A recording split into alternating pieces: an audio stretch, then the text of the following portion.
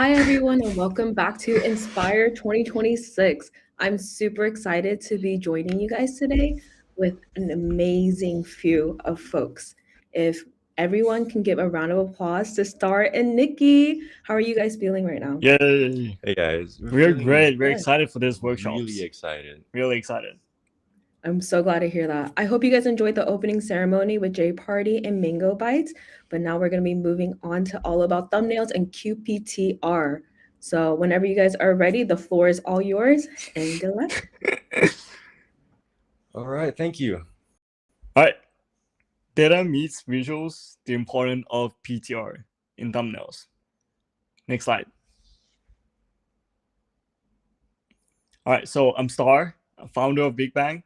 And I'm Nikki, head concept here at Big Bang. Right, next slide.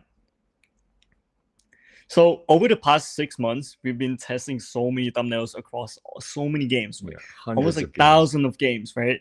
I know, like 1,000 thumbnails so far we tested out, and we learned so many things we want to share to you guys today. So stay tuned, watch this video, and this is gonna change your life. Trust me, 100%. It's gonna change your perception on how you see thumbnails from now. 100%. 100%. All right, next slide. So let's start with what exactly is playthrough rate? Like, you guys see this all the time. What exactly is it? You know, that's true. That's a pretty good question. What is playthrough rate? Right. So next slide. Let me give an example. You guys, developers, are monkeys. Next slide. So monkey creates video games. Next slide, please. And because monkey creates video games, other monkeys see the game. Next slide. When the monkey sees the game, monkey click on it and play for 3 minutes plus. That is basically, next slide, PTR. Wait, but didn't they just change it to, it says QPTR. Didn't they just change it to PTR though? Right, next slide. So it's true, it's qualified playthrough rate, but here's the catch. Next slide, please. So I will explain to you guys what exactly it is. QPTR is actually boils down to Q plus PTR. So the new algorithm changes is actually just changing the Q part into first play bounce rate. Now, what exactly is first play bounce rate? Next slide. First play bounce rate is, next slide, please. The Q part of first play bounce rate is when monkey click on the game. Next slide. And then monkey leaves the game immediately. Wait, they leave immediately? Yeah. Interesting. So why is it? Next slide. But you have to understand why they leave it immediately. Yeah, right. So let's look into it. Why? Next slide, please. All right. So we always know that monkey loves banana, right? Next slide. So when monkey loves banana, monkey sees the banana. So obviously they have to, next slide, join the game and play. And then they figured out, oh, where's my banana at? And then that's why monkey, next slide, banana leaves. So they don't see the banana in the game? Yeah. They join the game. They figure it out, oh, where's my banana? That's why they leave. And that's basically is first play bounce rate. Next slide. Exactly. Right. Here you go. Next slide. Well, we always know that monkey wants to eat. Right. Right? That's basically, next slide, audience motive. That's basically audience motive. Next slide. So we know that all like monkeys, right? They love bananas, they love strawberries. They might love strawberries, I don't know. They also love nuts. But they actually love banana the most. We always know that, right? Next slide. So we know that monkeys love bananas, right? Next slide. And that's basically what you call audience preference. Interesting. Okay. So imagine your game is an egg. And eggs, you can cook them in so many, ways, right? Yeah. You have omelet, you have sunny side up, and you have boiled eggs. Nikki, what are you gonna choose? Like, what is your audience right here? What are you guys gonna choose? We want you guys to spam the eggs that you guys like in the chat. Exactly. But I'm just gonna go ahead and say that I personally like omelets the best. Right. Yeah. I also like omelet. Yeah. So basically, what happens right now is our taste. We love omelet the most. That's why it's becoming the winning thumbnail. Next slide. That is exactly what you call thumbnail personalizations, and that's what the metric of Roblox are using. Next slide. So, monkey loves banana, right? Next slide. So we know that nut, let's say, is 0.5% PTR. Right. Like that's the stats. And monkey loves bananas, which is 0.8%. Now that's basically... That's not that big of a difference though. Right. A lot of people might think that it's not a big difference. It's actually 30% difference. Slide. That's basically low CCU. Well, when it comes to low CCU game, right? 30% might not be too much. Well, we'll put this into perspective. Slide. So imagine monkeys with 0.5% with 0.5% PTR, you only have 3 monkeys. Only 3. Okay. Only 3 monkeys. Right. But then, if you improve the QPTR to 0.3 to 0.8, that's 1 monkey extra. Interesting. So now, that's an additional one. Yeah, but this is low CCU, right? But when it comes to high CCU, what's gonna happen? What's gonna happen? Interesting. What is gonna happen? Let's see. So 0.5%, you get 500 monkeys, right? But once you increase that percent to 30%, what's gonna happen is you're gonna get 0.8%, and that's basically 700 monkeys more. Wait, so that's an increase of 200 monkeys? Exactly, just 200 from a 30% increase? Yeah, exactly. That's why high CCU games actually benefit so much better with having like increased PTR, and it matters so much when it comes to high CCU games. Interesting. Exactly. Wow. Next slide. So we now know that the banana, algorithm loves banana, so algorithm pushes banana out. So monkey sees the banana more. Next slide. Which is basically more CCU meaning they're monkeys rich. Monkey is rich meaning monkey is like famous. So interesting. Like boom, like monkey is famous, monkey is successful now. Go on. But wait a minute, it's not actually that easy. Really? Nikki, it's not actually that easy. Okay, let's see. All right, let's see why. Because if monkey eats too much bananas, what's gonna happen is monkey's gonna puke. Wait, but why though? And when monkeys puke, the banana itself will go down. But why is it? Yeah, why is that? Why is that? And I'll explain to you why that is the case. All right. So you ever have that favorite music that you always like to listen to? Yeah, I do that all the time, to be honest. Right? And you keep listening every single day, single day, and you'll be like, I hate it. Yeah. Play it until I just cannot stand it. You just cannot stand anymore. Or there's another example. Have you ever tried that new perfume and then you smell it and then you don't smell anything at all? Like after that? Right? Yeah. You had that too, right? Okay. Next. Another example could be, let's say you're with your partner and you say, I love you so much, so many times, to the point where the meaning itself loses everything. Like it's not as impactful as the first time. It's not as impactful as the first time. Why is it? Okay. Why is it always be like that? And now I'm going to introduce you to the new terms that I want you guys to know. It is called, and before anything else, there's another example. This one is also good, which is the chain. Like when you wear the chain for the first time, you wear it and you feel the coldness of it. Yeah, it feels like something's on my neck, on my shoulder all the time. Yeah, but then a few minutes later, you forgot about it. Yeah. Now, going back to what I was about to say, this is what you call habituations. And this is what Nikki will be explaining to you guys about. All right. Thank you very much, Star. So Star gave us a really easy to understand and easy to digest sort of analogy for what PTR is and what personalization is, right?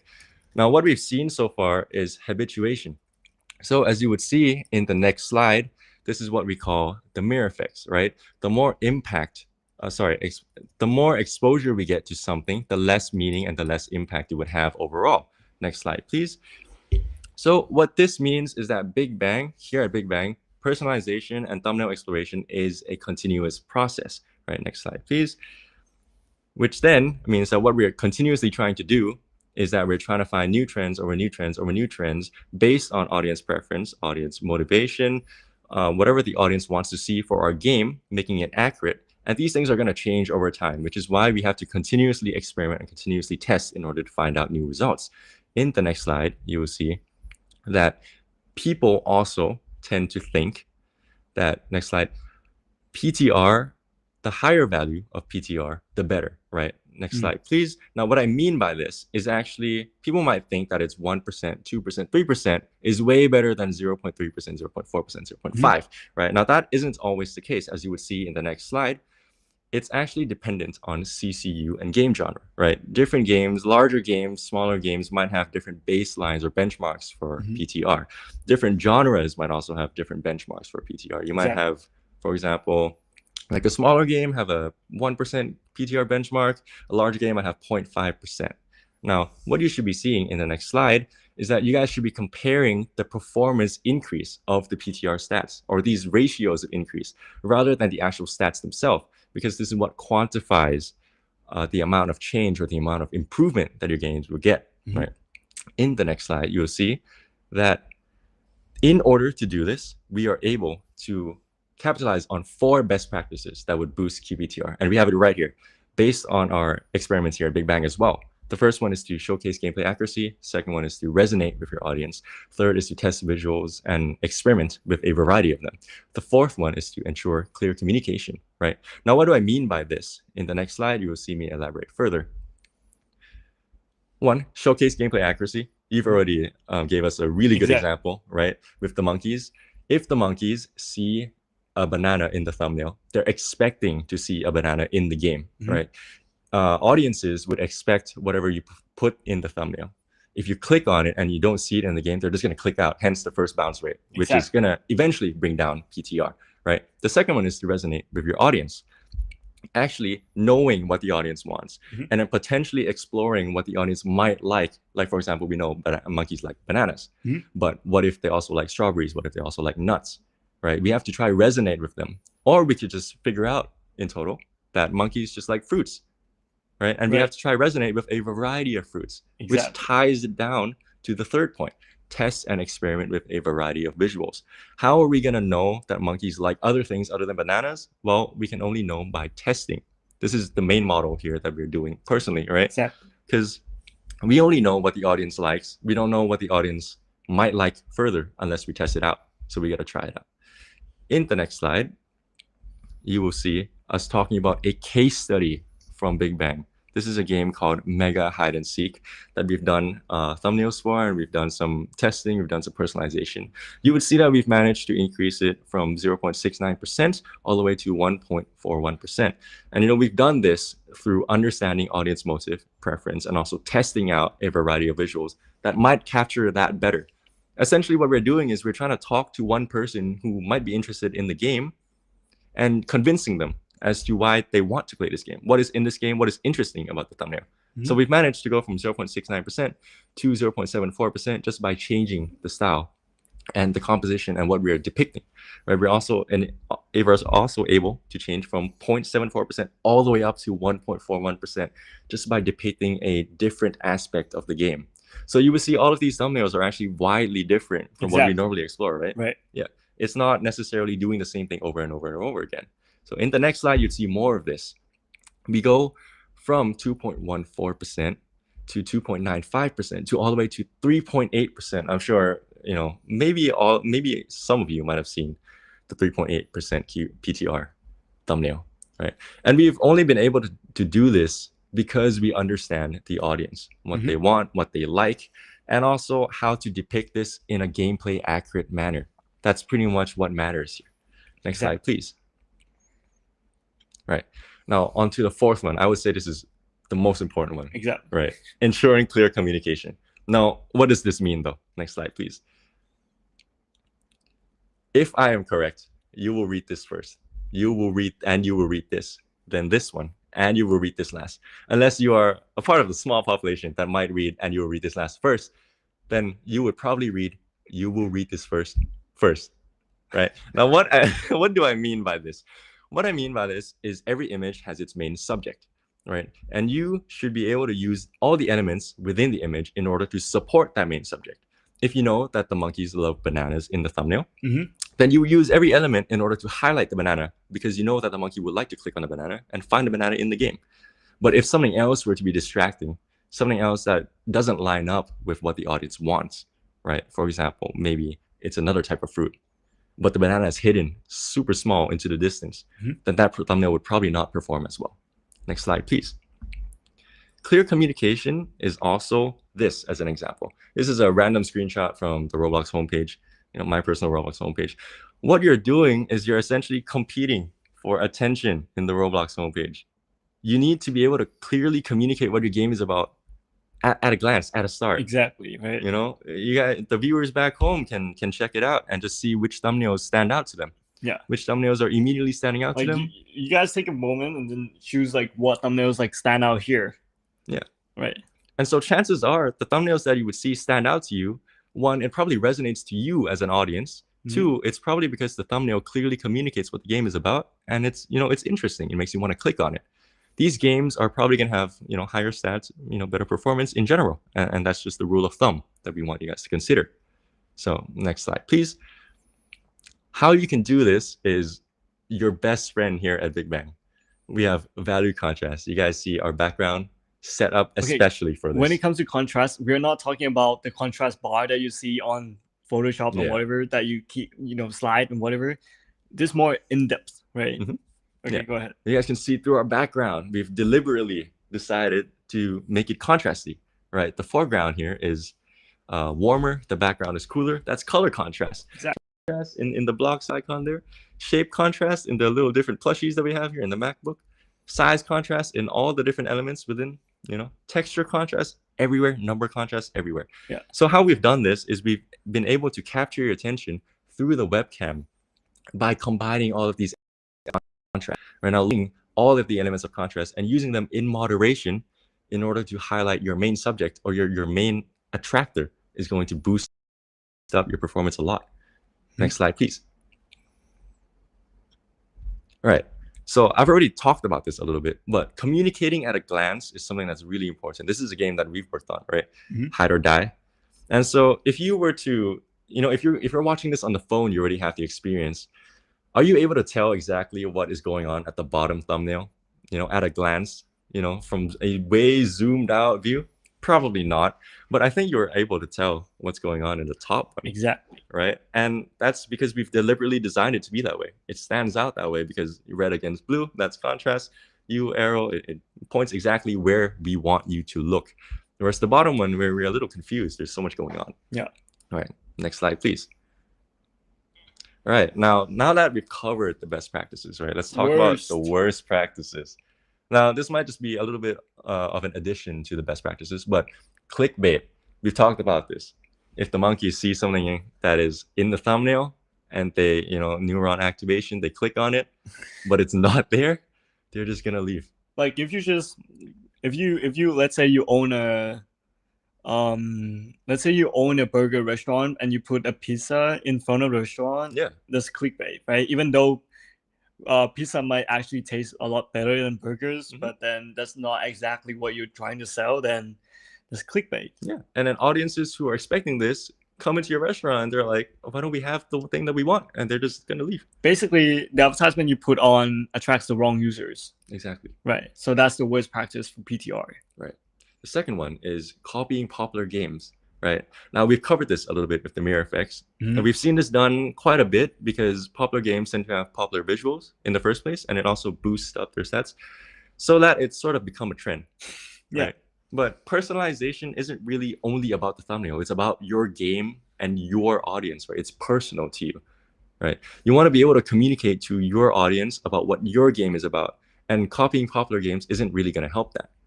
Popular games are popular because they have their own distinct style, and your goal is to sort of identify that within your own personal journey. Exactly. Right. And the third one is random ideas with no end goal. What we've seen here at Big Bang and our workflow is that we need a vision, we need a direction of how to design the thumbnails. Right. So what does this mean? Trying out random ideas with no end goal isn't going to bring us anywhere. If we know that monkeys like bananas, and then we try something completely different and not related or not basing it off of, then we're not going to get any value from trying out that thumbnail. Like, have you guys ever asked, like, why do monkeys actually love bananas? Yeah. I'm actually really curious why. No, seriously though. Is that like a stereotype or is that just... Yeah. Yeah.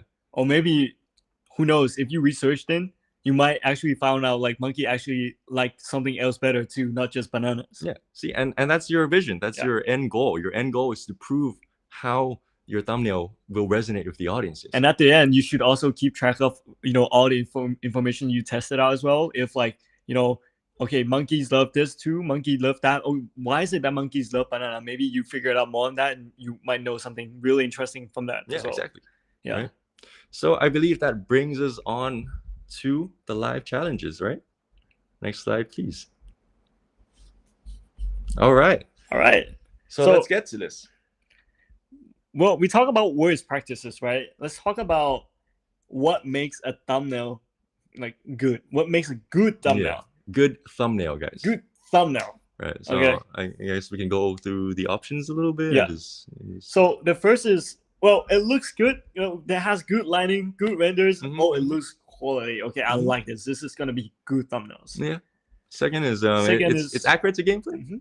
Showcases content, experiments with user preference. Yeah. Right. Well, third one is compositions and colors is everything new. Because you mentioned colors, right? You mentioned compositions, right? That's true. Yeah. So maybe that's like one of the part that is like good thumbnails. Yeah. Last one is copying popular games, thumbnails as inspiration. Well, I see a lot of people doing that, so definitely I think that might be the case. Yeah, that's true. I don't know. You guys choose. You never know. We'll give you guys about 30 seconds to a minute. Right. Continuing filling out that form, guys. We're just going to be discussing more and more about this. Yeah. Yes, everyone go fill out that QR code. We'll be having 2 live challenges for all of our workshops for you guys to get a chance to win the exclusive Inspire accessory. So everyone scan that QR code. And if you guys miss this one, there'll be another one in this workshop. So good luck. Yep. Yeah, don't worry if you miss this one because we can go a little bit slower for the next one as well.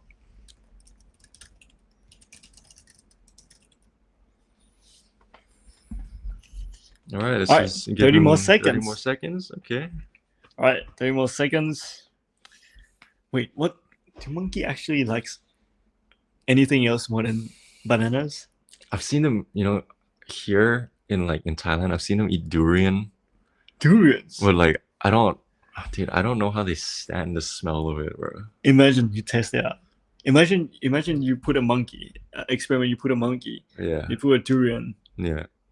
And you put a. Wait, but I've seen them. Oh, which one they prefer more? Yeah. Like a durian or banana. Yeah. Yeah, that's interesting. I also think it's also based from the monkey's background, because the monkey background's like born in certain Yeah, what if it's like a tropical monkey or like a mountainous monkey, right? Yeah, it's gonna be different. Wait, that's true. You guys see why we have to research? Yeah. You don't know. You need to know the background. We need to know the set of data, right? So what is it that makes a good thumbnail? Yeah. Well, I guess hopefully they've taken a lot from our workshop.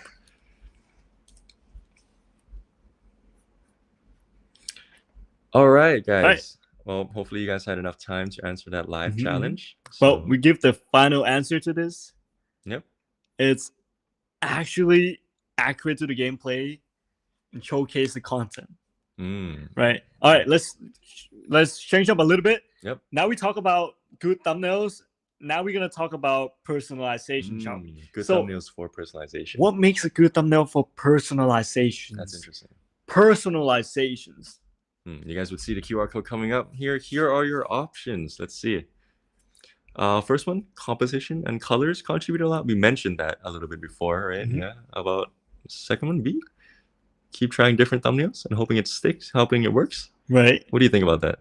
Well, I mean, it's good techniques. Okay, interesting. I would see. What do you think of that? For sure, you can see thumbnails clearly at a glance. That was. Is that good for thumbnails or thumbnail personalizations? I guess we'll see. I guess we'll see. Last one. understand audience preference and motive to design thumbnail based on it. So understanding and studying what the audience actually want to see. Yeah. Anyway, we'll be giving you guys about a minute to answer these live challenges. Hopefully you guys get, you know, a lot from it and the items from it as well. We're gonna continue our little conversation about the monkeys. Also, if you guys know like what other like food do monkeys like, let us know in the comments too. Yeah, because I mean, we love to know that. Yeah, and also this is a highly related conversation to our work. It certainly is. Yeah, we're speaking code a little bit, but yeah. What about fruits? Do monkeys? It's true. What do they hate though? Right? Like what do we know that they don't like at all? Interesting. Right. Because we know they like bananas, but maybe it might not be a food actually. But you know the fact that what kind of fruits do monkey hates, we also makes you understand as well of like what monkey actually want. Too. All right. I think let's wrap it up. Yeah, that's enough. So the answer is, what is the answer? Oh, no, just kidding. Yeah. All right, B is the answer. Understand audience preference and motive to design thumbnail based on it. Right. Why is it like that? Well, you need to know the audience first before you try to talk. And here's I'll give you guys a good example. You guys ever tried to buy a birthday present for someone? Right? You guys ever tried to buy a birthday present for your friends? Your girlfriend? For your friend. You have to know who they are as a person. You have to know what they like. Otherwise, your gift isn't going to get the reaction that you want. Yeah. Right? You need to know the person well enough. Yeah. It's the same thing. One last thing I want to, leave to you guys out there. Thumbnail designs isn't just artwork. Thumbnail design is communication work. And because it's communication, the most important thing in communication is audience. Yeah. That's it. This is the one last thing I'm going to leave it to you guys. Go out there, crush all the thumbnails. And let's hop into Q&A. Yeah.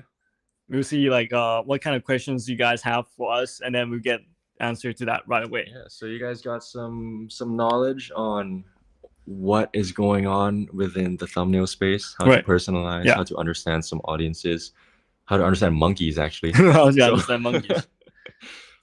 We can't wait to hear your questions and hopefully answer them to the best of our ability. Correct. All right. Let us know down below. Yes, thank you guys so much. And scan that QR code to send the questions directly to the speakers. I feel like I learned so much about monkeys and bananas, but also about thumbnails. And I also did learn about that. Don't worry, guys. Thank you. Amazing. We're going to give it some time to get people to get those questions in, but I'm already seeing a lot of them trickle in, so we're just going to get right started. I think the first question we received is, are personalization results affected by device, geography, age, or other audience segments? You can answer that. Do you want to answer? You answer it.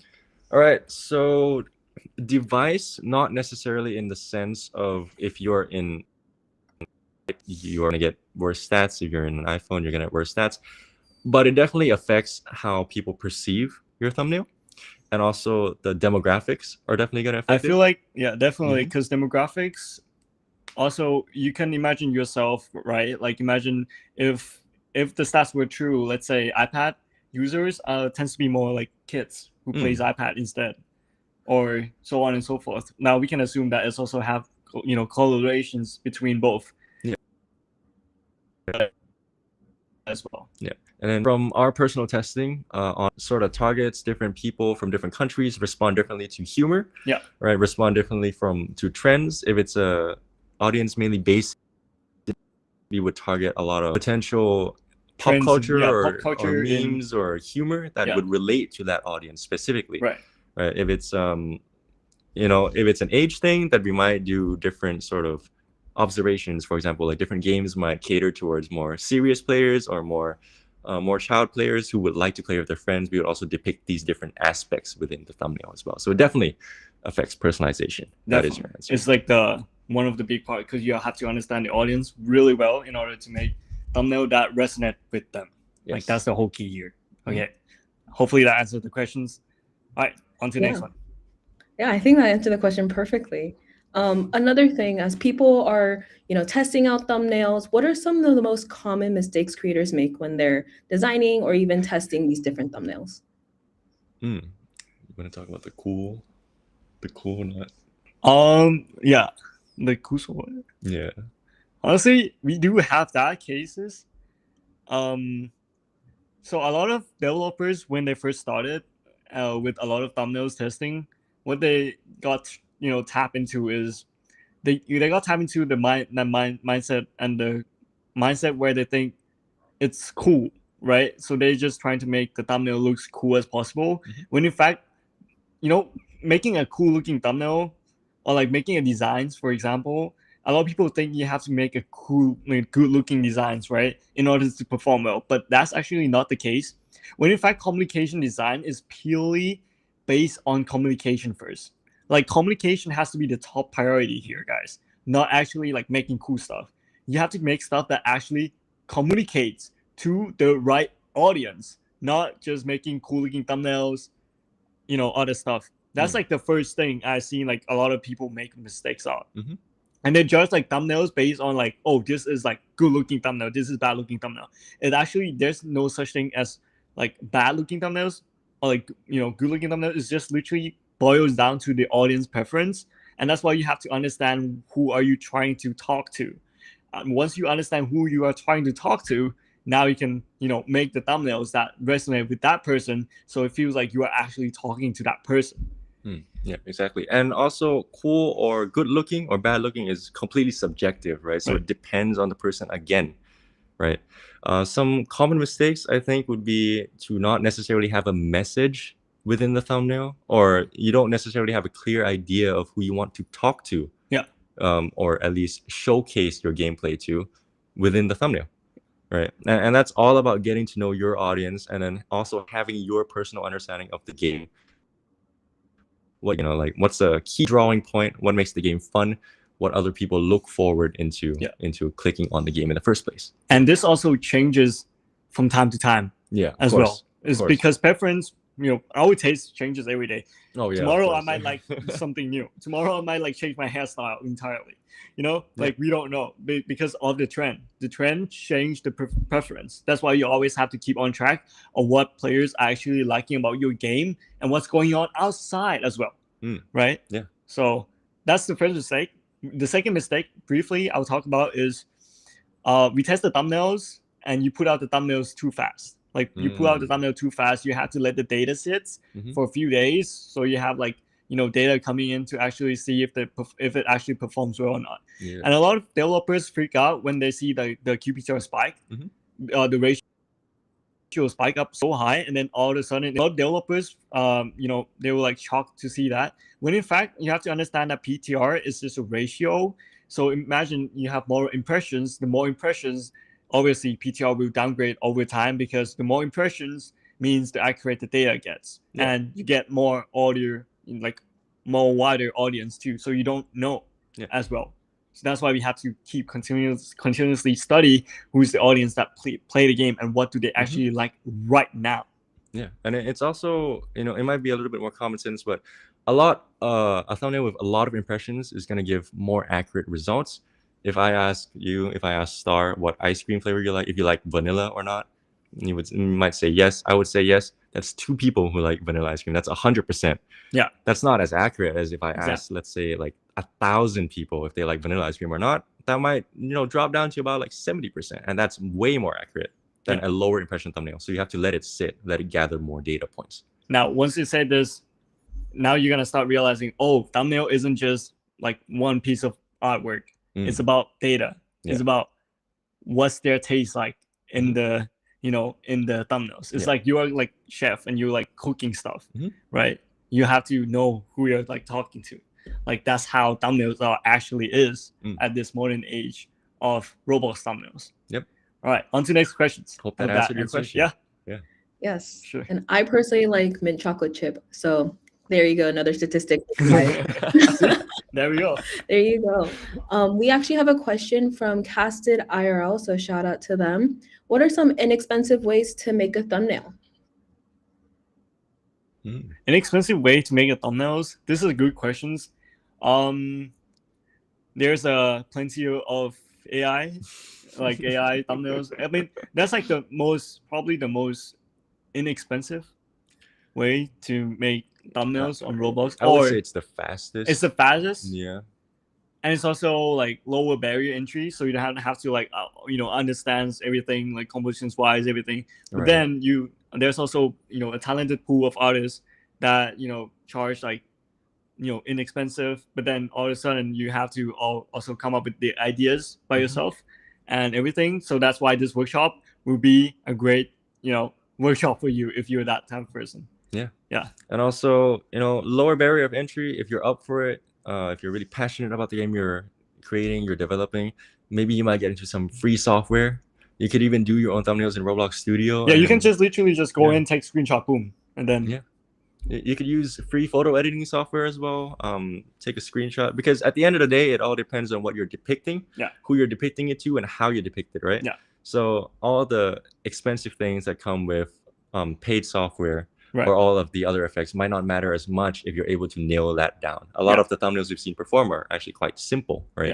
Yeah.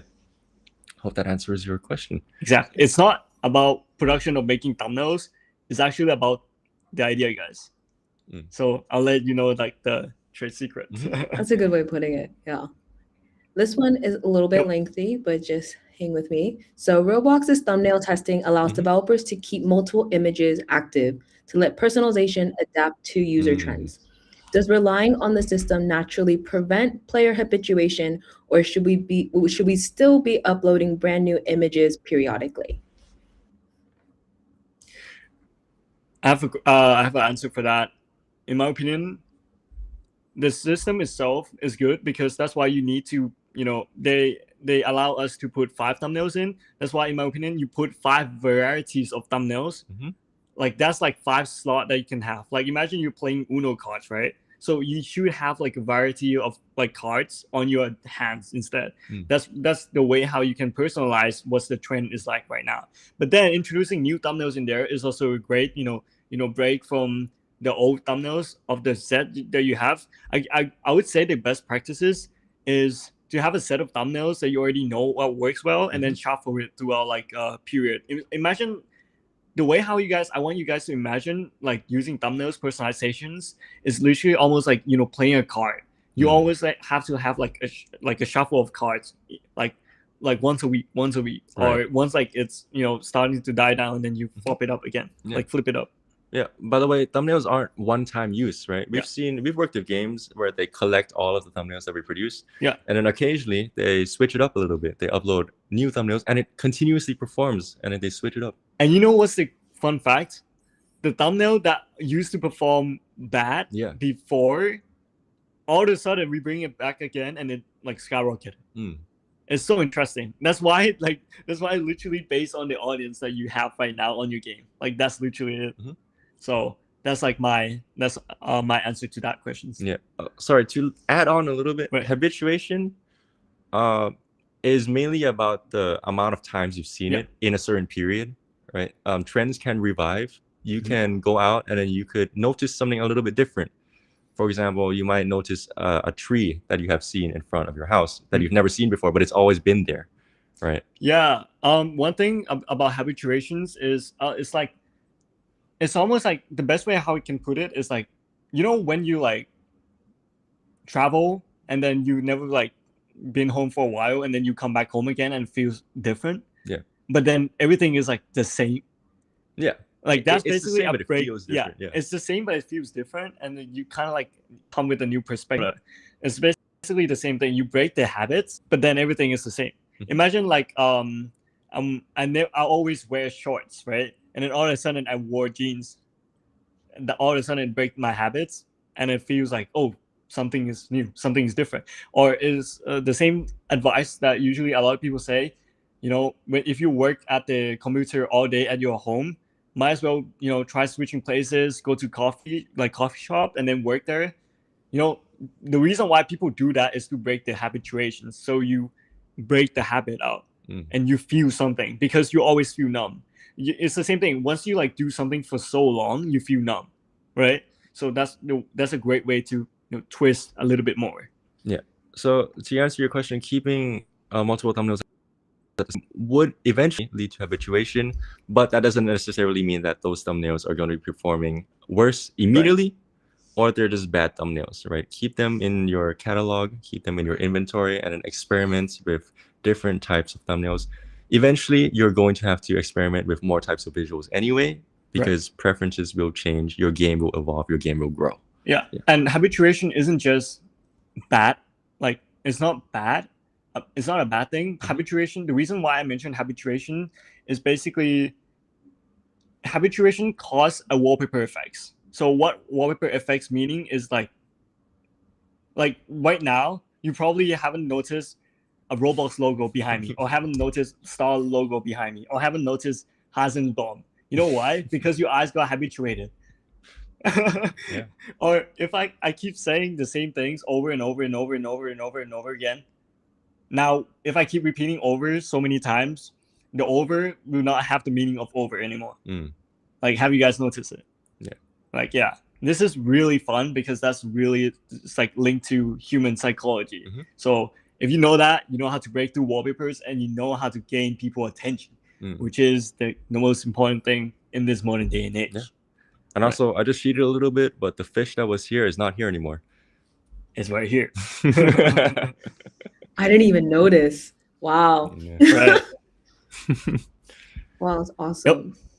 And I think this kind of ties into the question that I just asked, but how can you tell the difference in your analytics between your game just simply losing interest of the players over time versus the players just being habituated to your current thumbnail? I would say thumbnails is not everything. Okay. We also noticed that PTR actually increased after an update. True. With literally nothing at all. The reason why habituation is just part of it, the main part of PTR, a lot of people might think PTR is all about thumbnails, but it's actually also about onboarding of the game as well, and also what's the content that hooks players in right now. The thumbnail is just the lead funnel. It's just the funnel that brings people in. It's the gate. It's basically a poster sign that, hey, we have this going on, right? So imagine you have a stage show, right? That's concert, for example. It's the same concert, but then we just switch up the thumbnail, the poster. Then obviously it's not going to be as effective as you actually hire actual artists to do the concert. And then you'll be like, oh, this guy is coming to the town. Right. So we make the thumbnail for that, and then obviously qualified pay to win is gonna shoot up skyrocketed, because now you get a motivation to go. Now there's actual thing that's going on inside the game, not just the poster. The poster itself and the thumbnail itself is just the funnel. It's just the door to everything. That's why it's also important. It's the most important. But then you also have to not neglect the game part as well of the content that you keep updating the game too.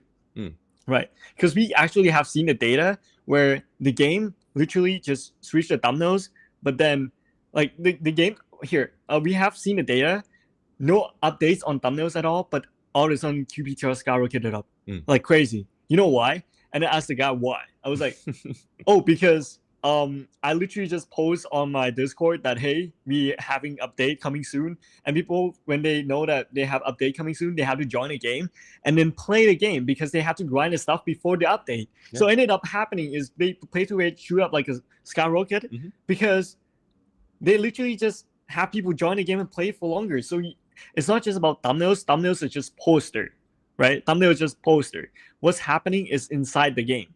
You need stuff inside the game that's going to help you boost your PTR as well. And that's why when it comes to us making thumbnails, we are making the first funnel, right? And the rest is also have to handle by your content of the game as well. So both are important. You cannot neglect each one another. It works the same, right? You cannot imagine it's like a bone and a muscle. Yep. Like you cannot move muscle without a bone, and you cannot move bone without muscles, if you get what I mean. Yeah. So that's basically it. If I were to add on to that, I would also say you could look at some of the other game stats like CCU, right? These are tied to PTR and tied to thumbnails. But when we show thumbnails or personalization of thumbnails, we're actually showing it to a wide variety of audiences, right? Not just your concurring or returning users. We're also showing it to new users. So the decline in CCU or the increase in CCU is, while it's also related to PTR and the personalization, it could also be a good teller of how your game is performing currently. Yeah. Exactly. So yeah, I hope that answered your questions. Yes. And due to time, we have time for only one more question, unfortunately. That's fine. That's fine. You can hit me up on my Discord if you have any further questions. Yeah. I'll put No, we really like answering the questions. Yeah, so. For sure. Yes. All right. But one last question is just, how did you guys learn this stuff? Was it through practice and error? Was it through something else? Just like, how did you guys learn all this? You guys want to know the secrets? You guys want to know the secrets? Yes. Guess what? I've been making thumbnails on Roblox for 10 years. And I never realized about all this stuff until I start making my own games. And then I'm a thumbnail designer and I make my own games and I realize, oh, so this is how. This is how it is, right? And then we also have experience in studying communication design. So we always we went through all the professional practices of design process of how to, research, come up with ideas, think properly, and keep finding twists, all that kind of stuff in order to help increase PTR. Yeah. And then once I kind of know that, I test it out using that knowledge, and then it just works. And then throughout all the period of 6 months, we're learning so fast because we've been producing hundreds of thumbnails every single week. So we literally see all the games data on all the games audience. And then we just learn from there. We just learn from the experiments. And because no one have the data pool that no one knows what works on a platform, because you only see just your game, right? But because we see so many games, it just makes so much sense to us when we see that. That's why we're able to tell whatever we're telling you guys now. Because in the past, every single time, thumbnail personalization has been out there for years, but no one have been really utilizing it that much, because most of the time, the thumbnail developers come to thumbnail artists and be like, hey, I want this to be produced, but then they just literally hey, we're just testing out, shooting the shot in the dark, and then we don't know if it's gonna work or not. And the thumbnail artist also hey, I don't know, I'm just gonna make my best on it. But then, it didn't turn out that way, because you know why? Because they don't really understand the whole process of audience and what actually they doing the researches and stuff. It's not just about production. As I said again, thumbnails aren't just about production. Most likely it's all about ideas on what you actually make. Yeah. Right. I mean, at first when we started out, it was sort of brute force trial and error. Right. And then now we're sort of developing a more refined workflow, right? Yeah. But there's also parts of habituation and also getting the overview of a larger picture. Yeah. This talented man over here worked as a thumbnail designer, worked as a game dev, and is now working as the overview of thumbnail personalization. Right. He only is able to get these pieces of information because he's actually going out there and then experiencing all the different roles that are required for thumbnail personalization. Exactly. Yeah. Right. So that's hopefully answers the last questions. Thank you. Yes. And I love the way you guys highlighted just the need to, expose yourself to other roles, other things, and not just stick with one specific specialty. So thank you guys so much. And feel free to give a little shout out to you guys if you guys want to share your Discord, share any. All right. We have the slides. Oh, yeah. We have the slide on the last slide. Back? Yeah. It's on the back of the slide. Very, very last slide. Can we get the slides back up? All right, let's see. But our website is big-bang.studio. All right, yeah. Big-bang.studio. Big-bang.studio. Yeah. Yeah. And then you can see all the information. You can see all the testimonials and everything. So you can, look into that. And yeah, let me know if you have any questions. I also have Twitter. Yeah, he does. He posts a lot of case studies on Twitter. Right. Yeah. We have a lot of we're open arms, to be honest. Yep. Yeah. If you're struggling with your game, you want to get some answers, you can reach out to us. Yeah, there we go. Here we go. We got the slides in. Yep. Here. Ultimate PTR with Big Bang. 3 point. Yeah, exactly. Play through rate. Yep. Yes, everyone go check out their website. They are phenomenal. And thank you guys so much for joining. And if you guys are ready for another workshop, don't worry, we have a full week ahead. We have an upcoming workshop at 2 p.m. PST about your first hour in Roblox Studio. So until then, I will see you guys later. And goodbye, everyone. Goodbye. See ya. Thank you. Bye. Bye-bye.